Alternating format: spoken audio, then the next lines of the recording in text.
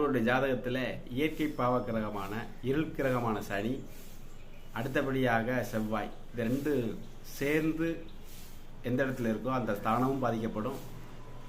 அவை பார்க்கக்கூடிய ஸ்தானங்களும், சனி பார்க்கக்கூடிய 3, 7, 10 சரி, செவ்வாய் பார்க்கக்கூடிய 4, 7, 8 பாவங்களும் அந்த பாவங்களும் பாதிக்கப்படும்.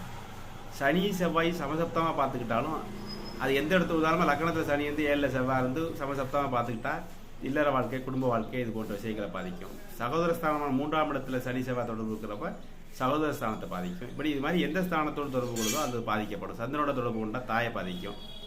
இப்போ அதுக்கு அடுத்தபடி அப்படின்னா சனி செவ்வாய் தனித்தனியாக பார்த்தாலும் சேர்ந்து பார்த்தாலும், அல்லது செவ்வாய் இருக்க இடத்துல, அதாவது சனி இருக்க வீட்டுக்கு 4வது வீட்டில், உதாரணம் மேசத்தில் சனி இருந்து கடகத்தில் செவ்வாய் இருக்குது, மேசத்தில் செவ்வாய் இருந்து கடகத்தில் சனி இருக்குது, செவ்வாய் 4ஆம் பார்வையாக சனியை பார்க்கும், சனி 10ஆம் பார்வையாக செவ்வாயை பார்க்கும்.